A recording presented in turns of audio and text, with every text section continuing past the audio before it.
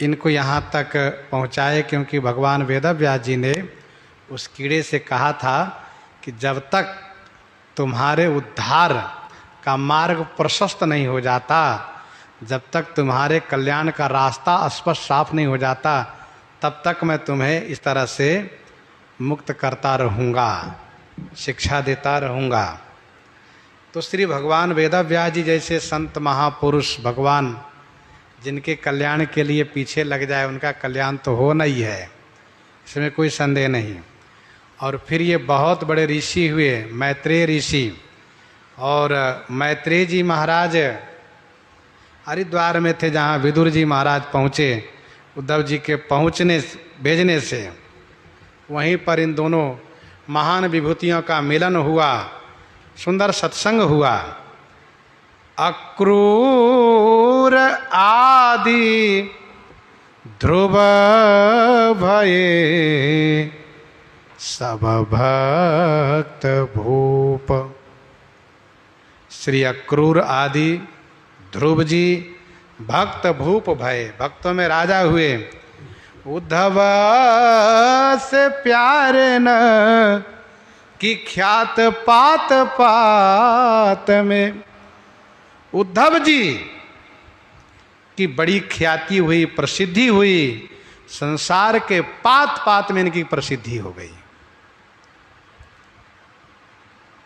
श्री उद्धव जी श्री बृहस्पति जी महाराज के शिष्य हुए, परम ज्ञानी, भगवान श्री कृष्ण के प्यारे सखा थे। दोनों में बड़ी मित्रता थी, बालापन से ही बड़ी मित्रता हो गई। दोनों में सभी बातों को लेकर के एक मत था, लेकिन एक ही बात से दोनों में विमत हो जाया करता था, बेमेल हो जाए। क्यों? उद्धव जी ज्ञानी थे, वे ज्ञान मत को रखने लगे और भगवान श्री कृष्ण प्रेम की बात करें। भगवान श्री कृष्ण जब कभी ब्रजवासियों के प्रेम में विह्वल होने लगे तो उद्धव जी वेदांत की बात करना शुरू कर दें। भगवान श्री कृष्ण कहते कि देखो उद्धव जी, आपकी बात अच्छी लगती नहीं हमको। बस इसी बात में दोनों विमत था, मेल ना खाए, बाकी सब बात में एक मत। भगवान श्री कृष्ण ने विचार किया, इनको मैं समझा नहीं पाऊंगा,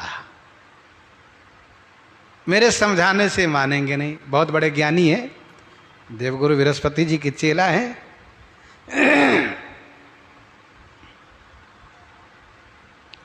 वैसे बहुत प्रिय हैं, पर बहुत प्रिय होने के साथ साथ उनको ज्ञान का अभिमान है, इसलिए बात इनको समझ में आएगी नहीं। तो भगवान श्री कृष्ण इनको वृंदावन भेजते हैं प्रेम की शिक्षा लेने के लिए, गोपियों के, ब्रजवासियों के पाठशाला में, विद्यालय में भेजते हैं। भगवान श्री कृष्ण कहते हैं, हे उद्धव जेहि भांति तुम प्रिय लागत हूँ मोहि, शिव अज श्री निज प्राण हूँ, प्यारे तथा न होई।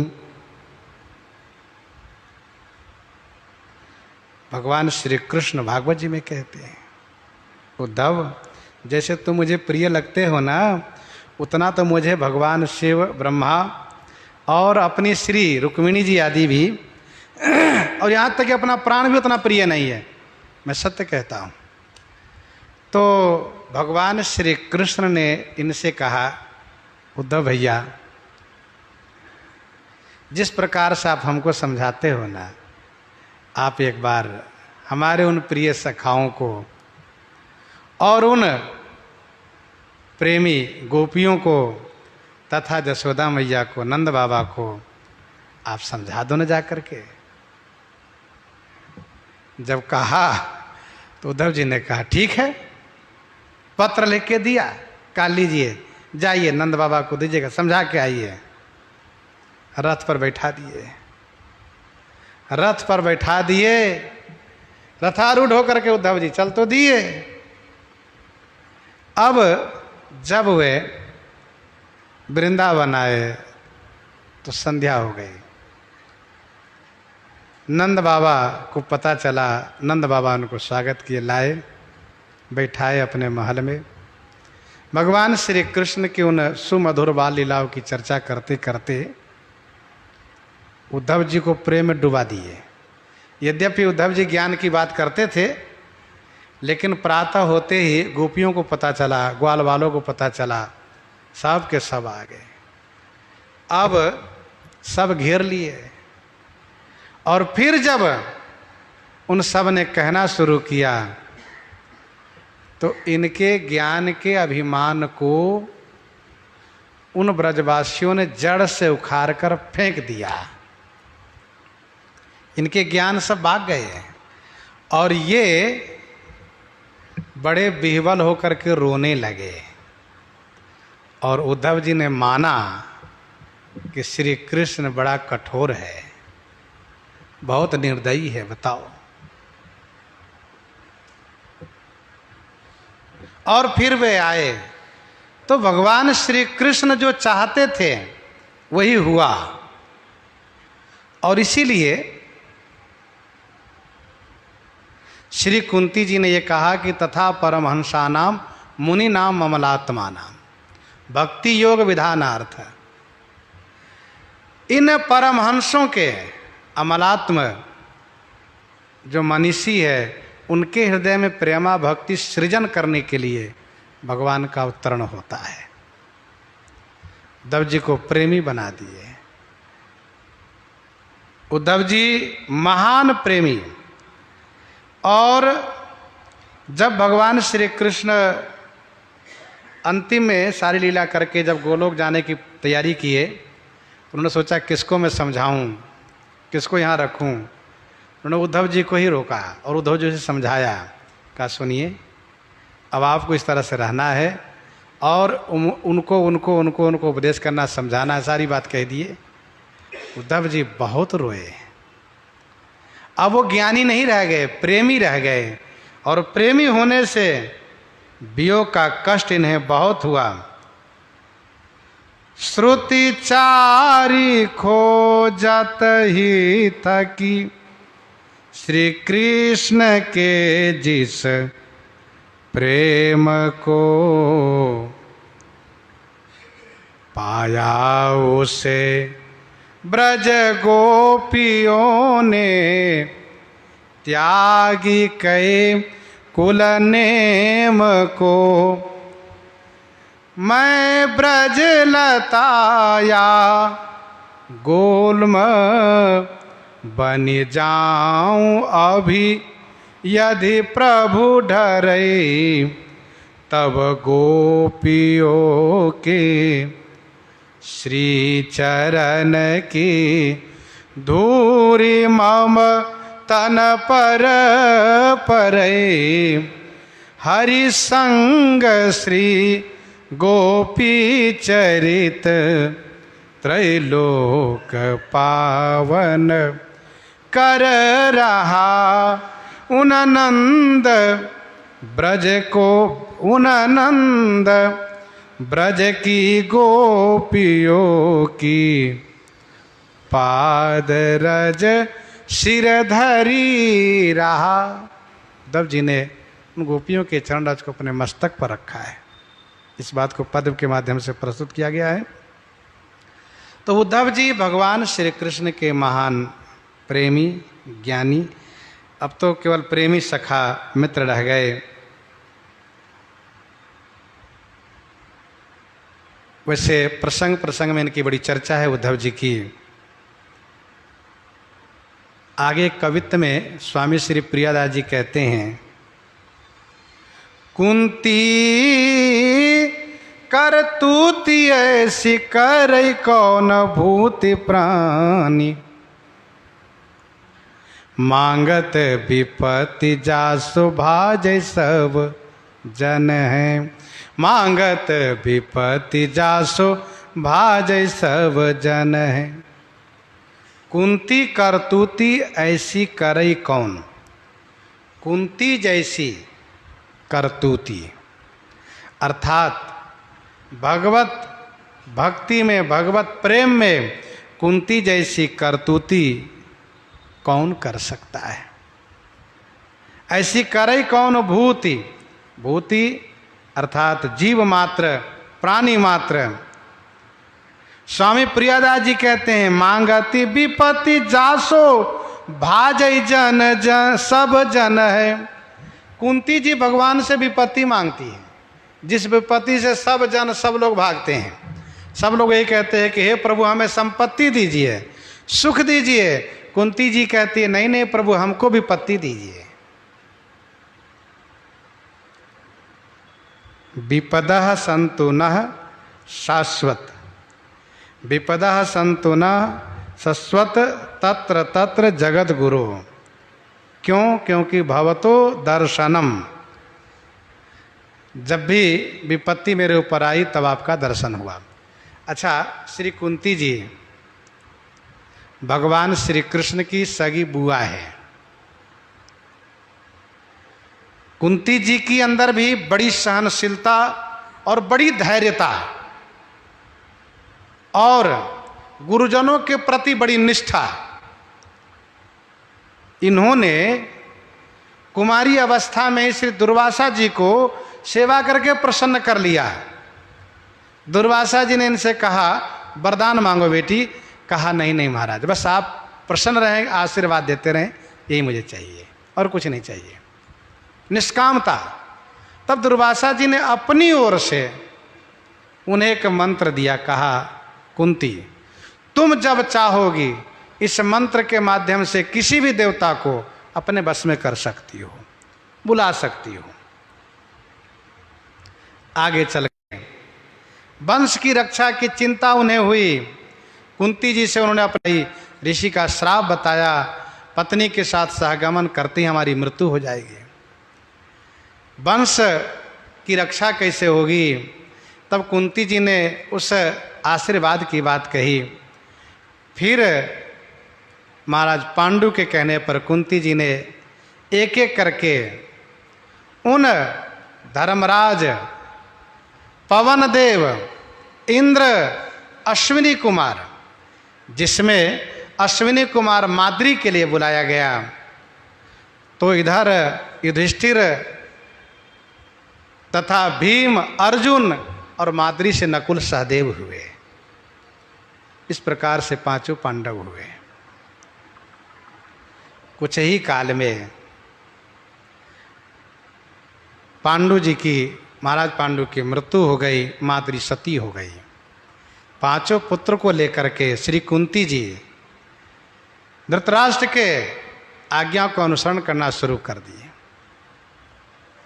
उनके प्रति इनकी अपार निष्ठा थी, लेकिन दुर्योधन की कूटनीति से, कुचाल से बहुत कष्ट सहना पड़ा। उसी में श्री युधिष्ठिर जी महाराज साक्षात धर्म के अवतार हैं। वे अपने श्री धृतराष्ट्र चाचा को इतना मानते थे कि उनकी हर बात को मानते थे, उनकी आज्ञा को उल्लंघन नहीं करते थे। उन्हीं के कहने पर लक्षागृह अथवा ये कहिए कि जुआ खेलना स्वीकार किए और हमेशा सत्य बोलते थे, धर्म के साथ चलते थे। उनका एक सिद्धांत था सत्यम वद धर्मम चर, झूठ नहीं बोलना है, धर्म का परित्याग नहीं करना है। ये श्री युधिष्ठिर जी का सिद्धांत था। तमाम सारी विपत्ति आई कुंती जी के जीवन में, बहुत विपत्ति आई, बहुत कष्ट सहना पड़ा। यहां तक कि 12 वर्ष का वनवास, 1 वर्ष का अज्ञात वनवास भी सहना पड़ा। सब सहा इन सभी ने। युधिष्ठिर जी महाराज ऐसे संतोषी कि 5 गांव लेकर भी रहने को तैयार हो गए। इसके बाद भी इधर दुर्योधन, उसके मित्रगण, उसके भाई लोग के कुचक्र में, उसके दुर्नीति में हमेशा कष्ट ही कष्ट मिलता रहा, लेकिन भगवान श्री कृष्ण सदैव इनके साथ रहते थे, सदैव साथ रहते थे हमेशा। भगवान श्री कृष्ण तो यहां तक कहते थे कि पांचों पांडव मेरे प्राण है, प्राण। स्पष्ट भगवान श्री कृष्ण ने स्वीकारा है। इनके लिए यदि प्राण भी देना पड़े तो वो भी मैं दे सकता हूं, पर इन पर आंच नहीं आने दूंगा, इनको कष्ट नहीं होने दूंगा। इस प्रकार से श्री कुंती जी ने अपने जीवन में बहुत चढ़ाव उतार देखा, बहुत चढ़ाव उतार देखा। वनवास काल में एक जगह कुंती जी ने एक ब्राह्मण को बहुत दुखी देखा। क्यों? तो उसके एक ही बालक था, वो भी देवी को बलि देने की बात आ गई। उसी के लिए परेशान था। गांव का नियम था, हर एक परिवार से वर्ष में एक को बलि दी जाएगी, उन्हीं की बारी थी। कुंती जी ने कहा तुम्हें अब नहीं देना है, हमारे 5 बेटे हैं, इसमें से कोई एक जाएंगे। इस तरह के त्याग, इस तरह के त्याग, युधिष्ठिर जी का सद्विचार अपने आप में बड़ा सराहनीय रहा है। वनवास काल में ही एक बार बड़ी जोर की प्यास लगी, वहीं पर जो जो पानी पीने जाएं उन सबको वहाँ वह जल के देवता प्रश्न करें, उत्तर न दे पावें, ये मर जाए वहाँ पानी पी करके। चारों मर गए, युधिष्ठिर जी गए। इनसे पूछा, युधिष्ठिर जी महाराज ने उनके सभी प्रश्नों का जवाब दिया। सभी प्रश्नों का जब जवाब दिया तब वे बड़े प्रसन्न हुए। कहा सुनो, इन चारों में से किसी एक को जिला सकते हो, बताओ किसको जीवित करना है। तो श्री युधिष्ठिर जी ने कहा नकुल को जीवित कर दो आप। कहा क्यों? भीम के लिए नाम नहीं लिया, अर्जुन के लिए नाम नहीं लिया। तब युधिष्ठिर जी ने कहा हमारे पिताजी के 2 पत्नी थी और हम नहीं चाहते हैं कि हमारे पिताजी के दोनों पत्नी में से कोई एक बिना पुत्र के रहें। ऐसा न कहने कि उनके कोई पुत्र नहीं है। हम 3 भाई हैं, एक माता के, और एक माता के 2 भाई हैं। इसीलिए एक हम अपनी माता के रहेंगे, एक हमारी सौतली माता के रहेंगे, हम 2 रह लेंगे। वे देवता प्रसन्न हो गए और प्रसन्न होकर के सबको जीवित कर दिए, खुश हो गए। इतना सुदृढ़ विचार, विपत्ति आने पर भी कभी भी श्री युधिष्ठिर जी महाराज छल कपट नहीं किए। बहुत दबाव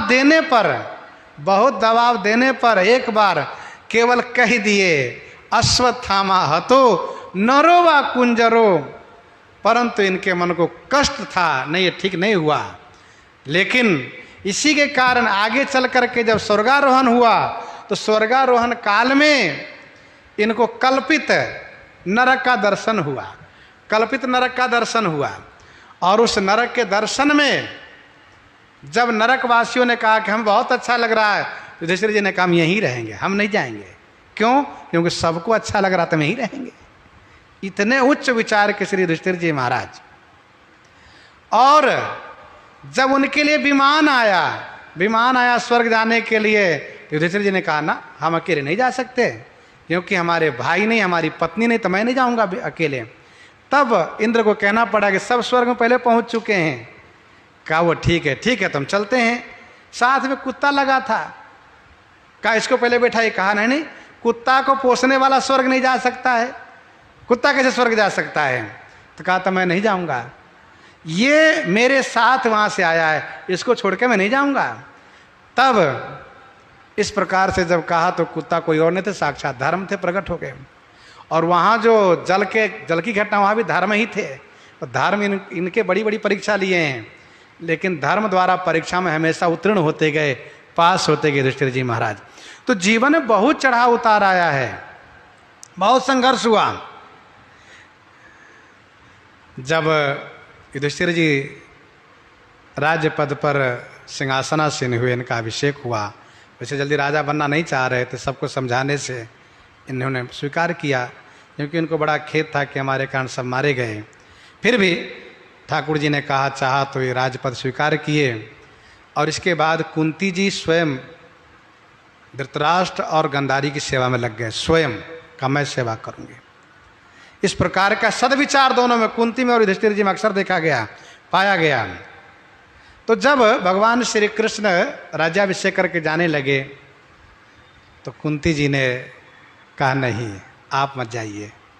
कहा नहीं बुआ अब तो सब काम हो गया, भैया राजा हो गए, अब तो मुझे जाने दीजिए। कहा नहीं, देखो मुख चाहो लाल देखे बीनू ही साल। देखो मुख चाहो लाल, हे लाल लाला मैं तुम्हारे मुख को देखना चाहती हूँ। देखे बिनु ही साल, बिना देखे हृदय में साल होता है, पीड़ा होती है।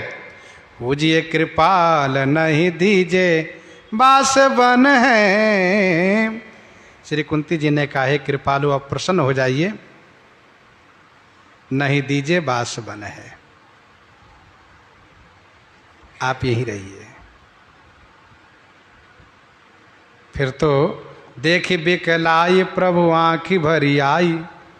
श्री कुंती जी की व्याकुलता देख करके श्री कृष्ण के नेत्रों में आंसू भराया और लौट आए, नहीं गए, लौट आए। फिर घर एको लाए कृष्ण प्राण तन धन है। भगवान श्री कृष्ण कुंती जी के प्राण तन धन है। इन्होंने कहा यदि विपत्ति से ही आप साथ रहते हैं तो हे लाला हे कन्हैया मैं आपसे हाथ जोड़ करके मांगती हूँ मुझे विपत्ति दीजिए, आप साथ रहिएगा। ये संपत्ति किस काम की, संपत्ति किस काम की जहाँ बेटा को राज सिंहासन बैठाए अब आप चल दिए, वो सुख हमें नहीं चाहिए। सुख संपत्ति परिवार बड़ा ये सब परिहरि करियो सब का ये सब राम भगति के बाधक।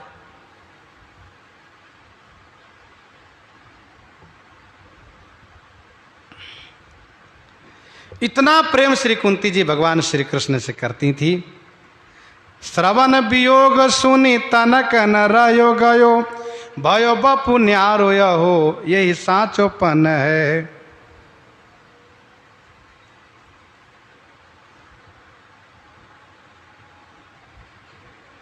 आखिर जब भगवान श्री कृष्ण गोलोक के लिए प्रस्थान किए और जैसे ही श्री कुंती जी को सुनाया गया कि द्वारकाधीश गोलोक को चले गए, श्रवण वियोग सुनी तनक न रहो गयो, एक क्षण भी कुंती जी ने अपने आप को नहीं रखा। श्री कृष्ण के वियोग में भयो बपु न्यारो। श्री मुरारी दास कलयुग में त्रेता में चक्रवर्ती श्री दशरथ जी महाराज जिस प्रकार से शरीर को परित्याग कर दिए प्रभु के विरह में, वैसे ही कृष्ण विरह कुंती शरीर क्यों मुरारी तन त्याग्यो, जो मुरारी तन त्याग्यो भयो बपु न्यारो हो, यही साचोपन है। कुंती जी का ये सच्चा प्रण था और कुंती जी हमेशा भगवान श्री कृष्ण के साथ रहीं। एक उन्हीं के संदर्भ में पद है, मेरी अखियन के भूषण गिरधारी बलि बलि जाऊं छबीली छवि पर अति आनंद सुखकारी परम उदार चतुर चिंतामणि दरस परस दुखहारी अतुल प्रताप तनिक तुलसी दल मानत सेवा भारी। तो श्री कुंती जी के संदर्भ में इस तरह से वर्णन है। इन्हीं के साथ आज सीताराम सीता